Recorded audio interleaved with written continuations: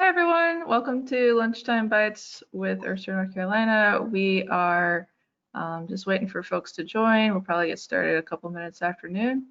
I have to confess I did not get around to making lunch yet. And lasagna is very low on the list since I don't eat much gluten and my partner doesn't eat dairy. So it's kind of one of those things where like lasagna, what are we gonna do?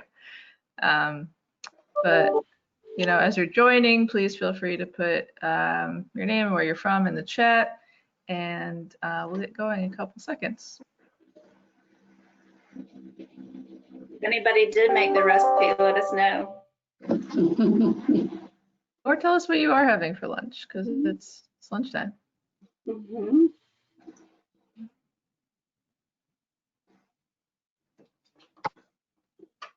Now I'm thinking about what I'm having for lunch. I have to, I don't know either. It's definitely low on my list of things to think about today. Yeah. My eating schedule is so different now from working from home. You know, I'm just like kind of eat when I feel like it instead of on so much of a schedule. Yeah.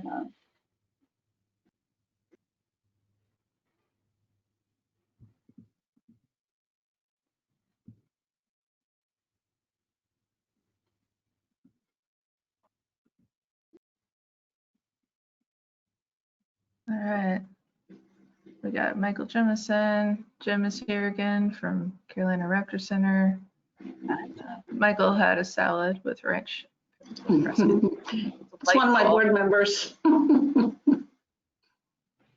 Awesome.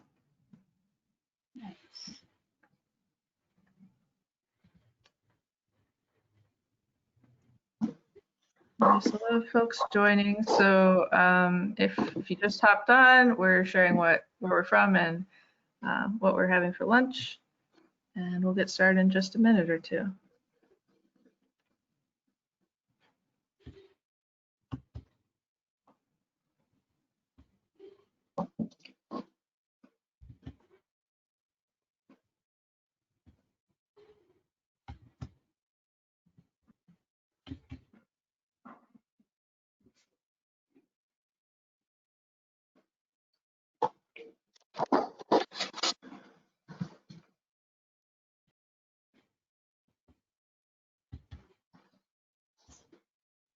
Well, we might still have a couple of people join after now, but Heather, why don't we kick it off and get started? Absolutely. Well, thank you all for joining us today. We are hopeful that it is a nice distraction from the continued events from yesterday.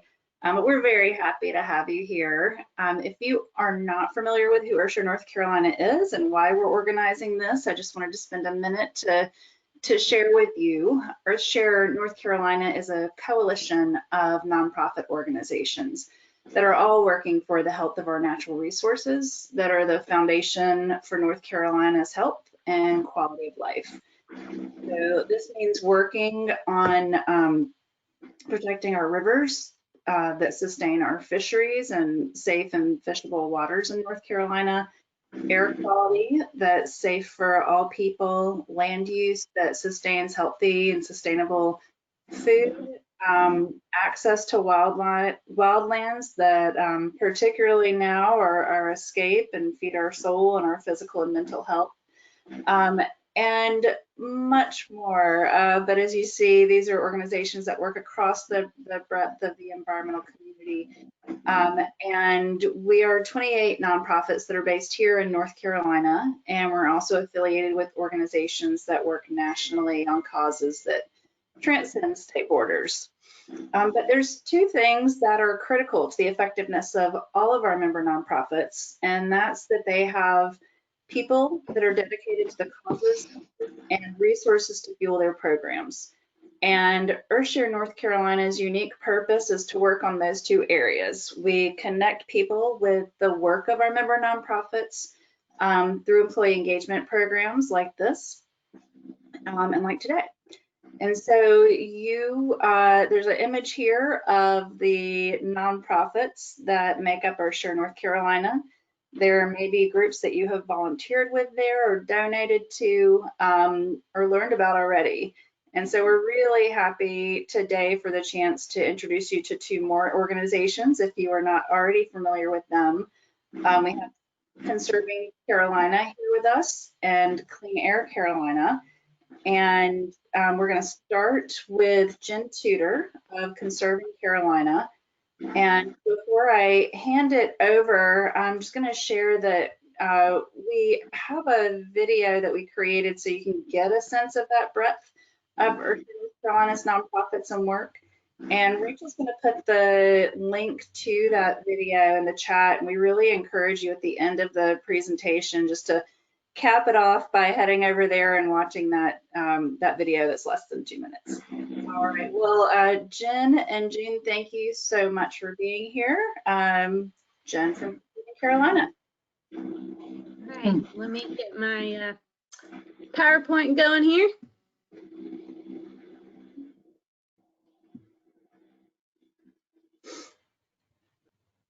Let's see, slideshow from the beginning. All right. So I'm Jen. Thanks for joining me today. I'm with Conserving Carolina. I'll tell you a little bit about who we are soon, but I'm really going to focus today on our trails and greenways. I realize a lot of you are from the Charlotte area and the Triangle area, so I really hope that you'll come west sometime into the mountains and come visit some of our trails. So that's what I'm focusing on today. And I'm the donor relations manager, so that's my role.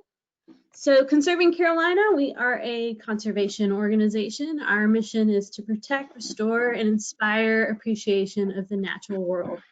To date, we've protected over 45,000 acres via private and public land conservation. Our focus area is Henderson, Polk, and Transylvania County, with parts of the surrounding areas. So we work with trails because our mission is to inspire appreciation of the natural world. So one way to do that is get people outside, and getting people outside, you need publicly accessible areas. So we've developed a lot of trails to make that possible. So we've developed 35 miles of trail so far. We've got another 7.5 miles of trail under construction. We also open up places for public recreation. You might be familiar with DuPont State Recreational Forest, Chimney Rock State Park, and then we also work on smaller local parks like the park at Flat Rock.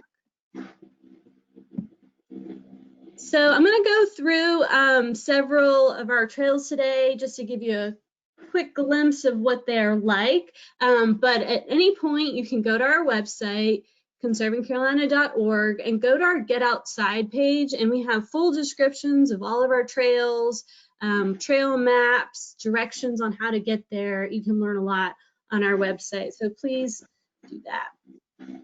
And also, if you want to make it fun, you can participate in our hiking challenge. We have 8 featured hikes, and you do them on your own time, on your own pace, and you log them, and you get a little prize at the end. So for those of you who are not so familiar with the area I'm talking about, I just wanted to point out that the concentration of most of our trails are in the Hickory Nut Gorge area. We've got trails in other places, but I'm mostly focusing on that area today. So we're located a little bit east of Asheville, North Carolina, which is a popular mountain destination. And we're not too far from Hendersonville. If you're familiar with Lake Lure, there's a big, beautiful gorge coming right out of Lake Lure. That is where I'm talking about today. So as I said, we've developed 35 miles of trails and in the Hickory Nut Gorge, and we have a vision to open more sections and link it all together to create a 130-mile system called the Hickory Nut Gorge State Trail. So as you can see on this map, the vision is to link trails from Fairview, North Carolina, all the way to Lake Lure, North Carolina. And the black trails here are existing trails. The orange are in progress, and the red are trails that we're hopeful that one day we will have. But this will be, there'll kind of be a upper Hickory Nut Gorge loop, then a connection, and then a big loop down here around Lake Lure. You can download this map and study it further if you're really interested. It's on our website. So the first trail network I wanted to talk about was Florence Nature Preserve. This one's really important for us because it was our first donated nature preserve, donated in 1996. It's about 600 acres. And there were already trails existing on this property, so we decided to improve them and make them publicly accessible. And you can hike around there. There's lots of different options, different ways to go. Of course, we've got maps, like I said, on our website, so you can pick and choose which one you want.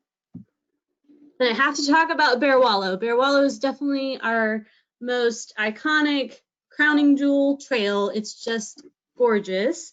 So Bear Wallow Trail is a 1 mile, one way. It's listed as easy. There's some steep sections, but it's definitely doable for lots of families and kids. We actually host some school field trips for local elementary students to go up there. So it's definitely accessible.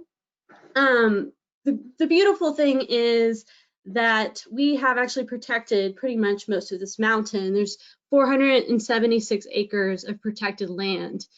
So you hike up the trail, it's fun, you really get into the woods, it's technical there, and then at the end, it's this big, beautiful pasture with just big, expansive views. So I highly recommend, if you've not ever hiked Bear Wallow Mountain and you're out this way, it's definitely one you don't want to miss. Then we have Wildcat Rock Trail. This one's really fun, especially if you want something a little more strenuous, a little more difficult. It's 3 miles one way to do the whole thing, but you can just hike 1 mile into this cool rock wall waterfall, or you can hike another mile and you can get to this beautiful scenic overlook. And the rock wall actually is open to rock climbing, and in the winter it's open to ice climbing, as you'll see here.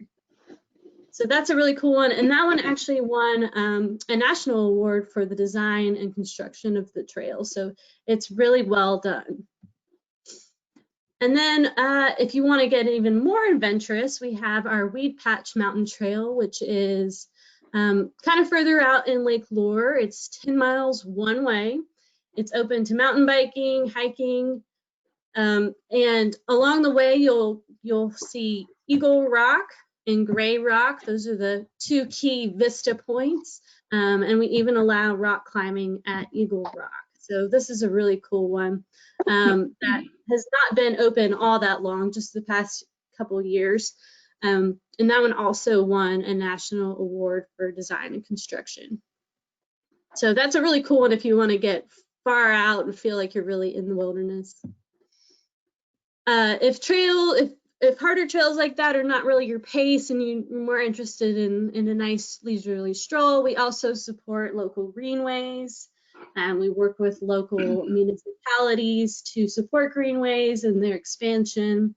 Some examples are the Oklawaha Greenway, which is in Hendersonville, Bog Creek Greenway, which is in Tryon, and we're also working to create a Mills River Valley Trail Greenway in Mills River. You might be wondering, how can we maintain all of these trails? How do we get these trails built? It takes a lot of funding by grants and private donations to help us pay professional trail builders. They are licensed and certified. They understand how to make these trails sustainable. It's very important to us that these trails last and that they are still upholding our conservation values. And to maintain the trails, we heavily rely on our great volunteers. They go out and clear trees out of the way. They fix trails that have problems and stuff like that. So we have a weekly group called the Rock Crushers, and they have a ton of fun. and they really help us with our trails. And that's really it. So I just wanted to remind you, go to our website at conservingcarolina.org and go to our Get Outside page, and you can learn all about these cool trails. And I really hope you'll come visit sometime.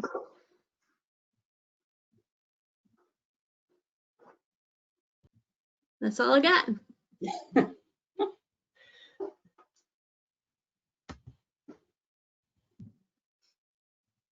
All right.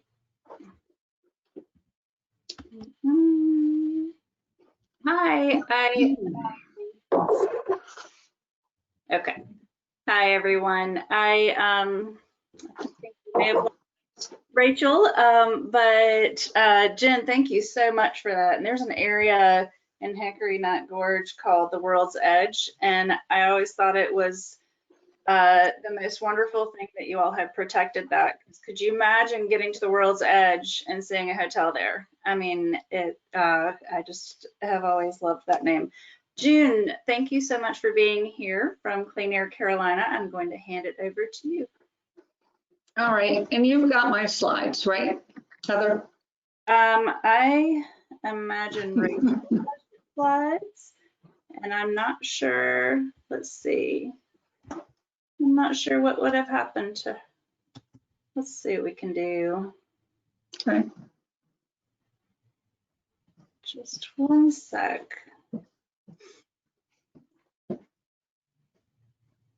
Oh, let's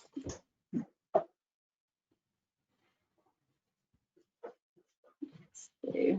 Well, Rachel's trying to get back on. I'll see if I have access to those. Just one second. Mhm.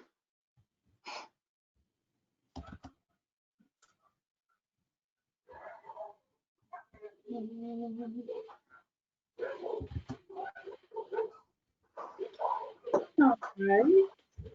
Hang in there for another minute if you all can.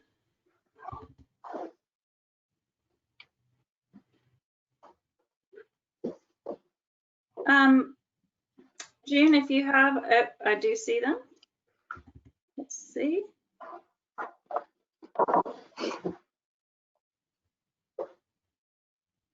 Okay.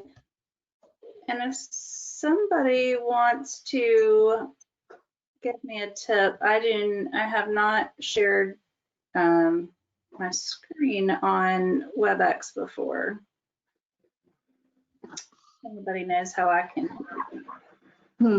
Gerald, Yeah, she's having trouble sharing the slides, and Rachel dropped off. Do you have any idea on WebEx?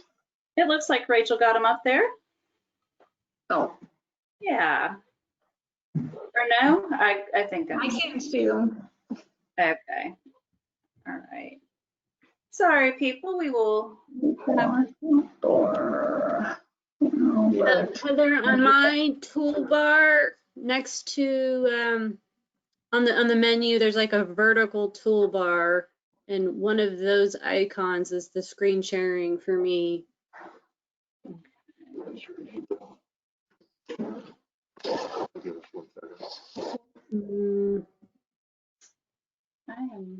you need to see it. Yeah, but they need to. Yeah, I gotta figure out where. Mine's a- You can share it. It says you have control. So if you can. sharing.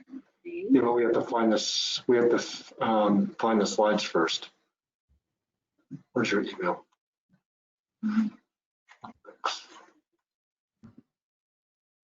Sorry for the technical difficulties. And then show my screen. Oh, well, Yeah, sorry. Now you have to do it this way because we have to download it. Good job. Sorry, guys. No, thank you. I see your slides now. Oh, you do? Hold on Yeah. 1 second. Yes.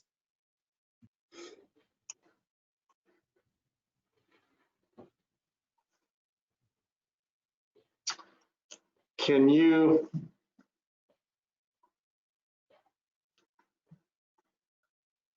We want to put that over there. Yeah. So just, Try that. can you guys see the slides? We can, yes. Okay.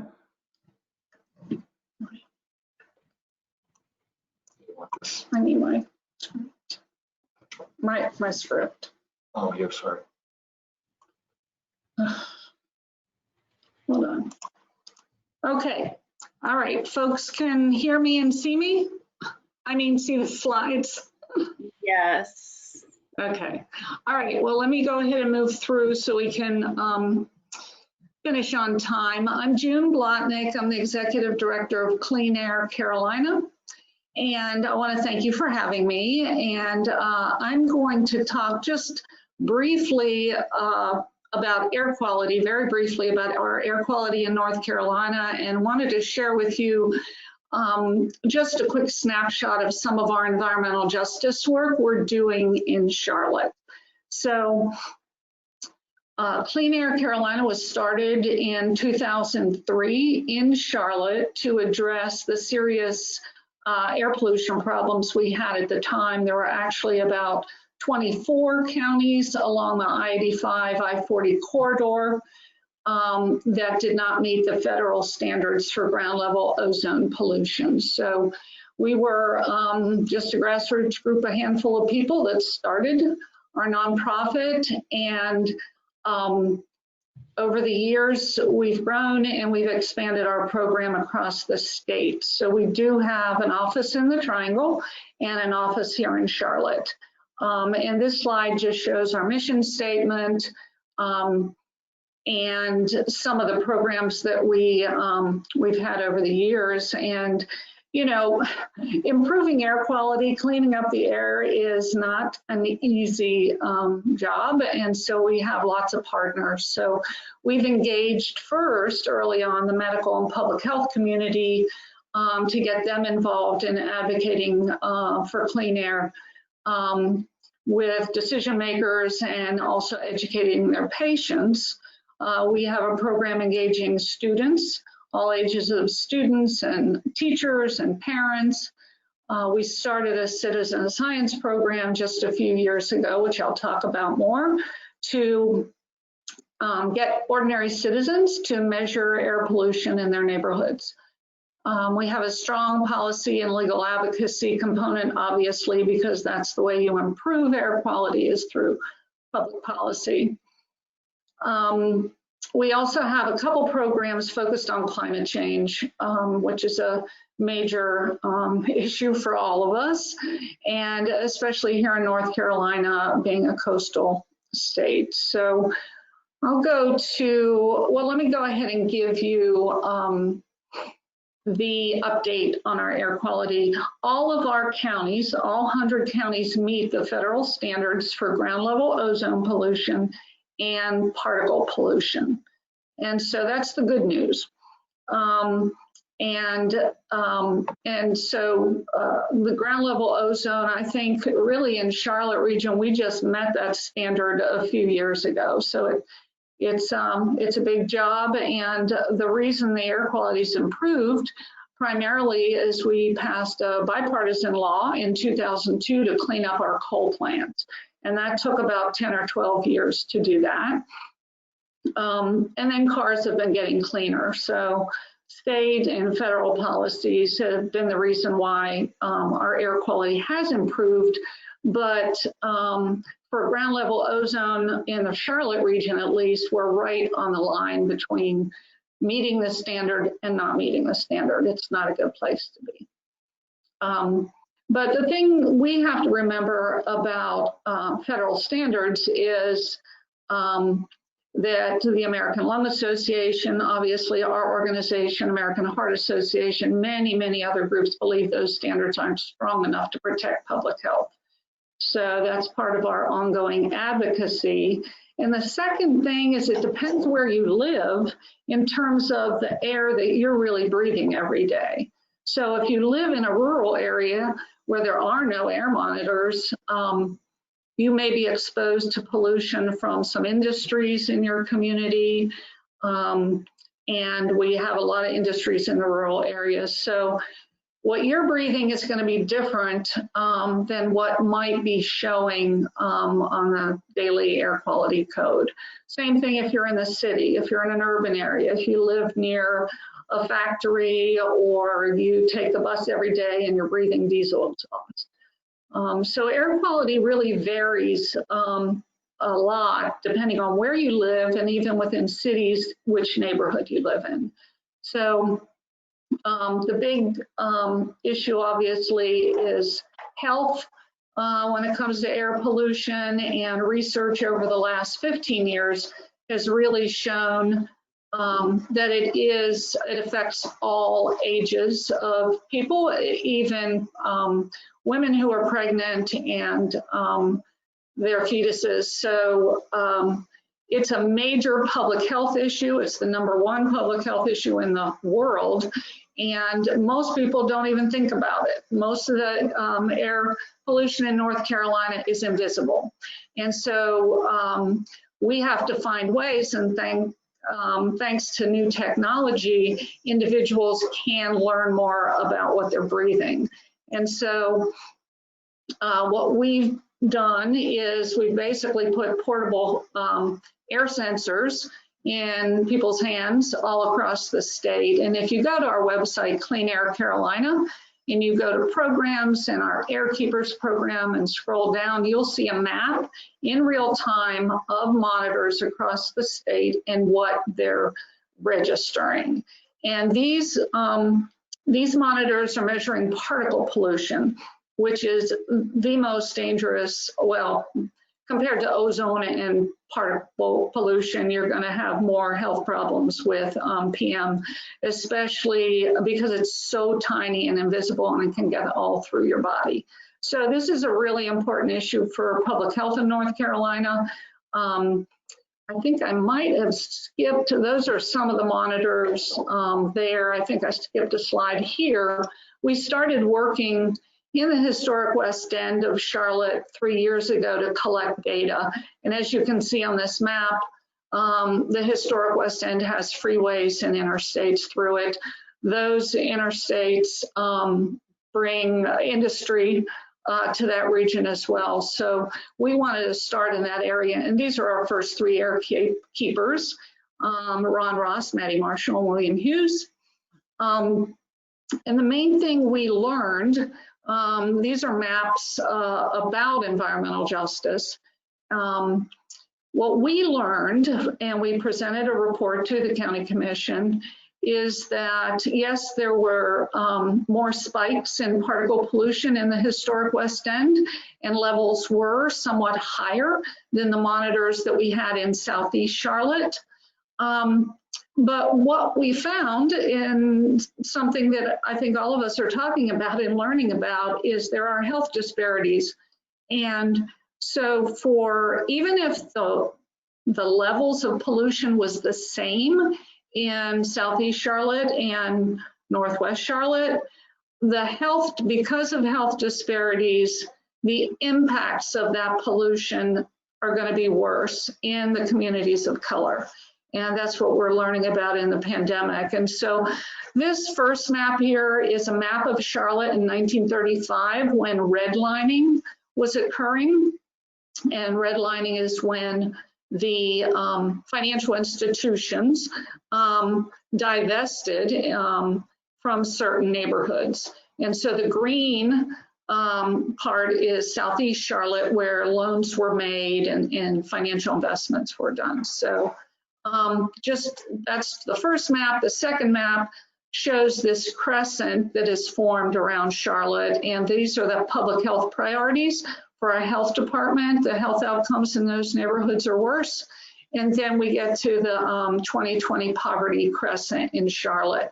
So you see that all this came from, a lot of it came from originally by the disinvestment in those neighborhoods and the housing prices going being reduced, and people not being able to get loans for their homes. And then the highways came through, the interstates came through, and further devalued the land. So at that point, people were exposed to more levels of pollution. So I know that we're about out of time, and that was just a quick introduction to environmental justice and citizen science and how we are trying to use data to for community change and ultimately to improve health.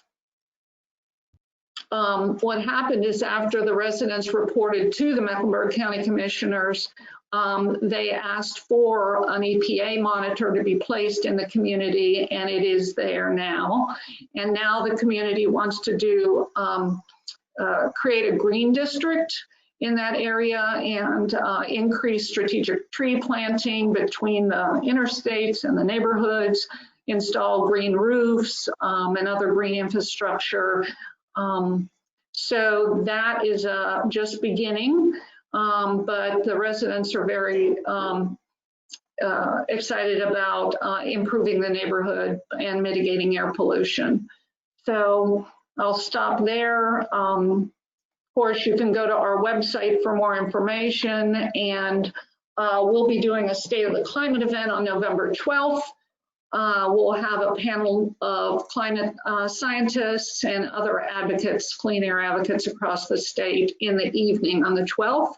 So please go to cleanaircarolina.org for more information. Thank you.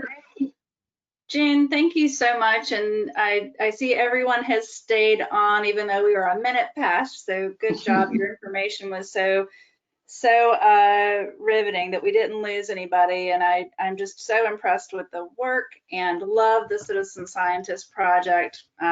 Several of the Corporate Earth Day events programs have been in coordination with Clean Air Carolina and using those monitors, and it's really a neat thing to see and be able to do.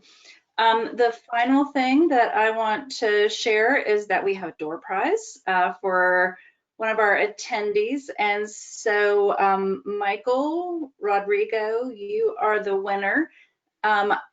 I believe that you are getting, Rachel, to begin with, Rachel is not able to get on still. She is trying, but she texted me the winner. So Michael Rodrigo, you are the proud owner of a really cool wine, not glass, I don't know what it's made of, but it's like a camping wine cup. It's really cool. And I believe it comes from Catawba Lands Conservancy. And I also just want to remind you again, Rachel put the address to the Earthshare North Carolina video in the chat box. It is a really great investment of less than 2 minutes to see the breadth of what's going on across North Carolina. And also there's a link there because you can support this work through your employee giving campaign, or if your company doesn't have that, there's a donate button.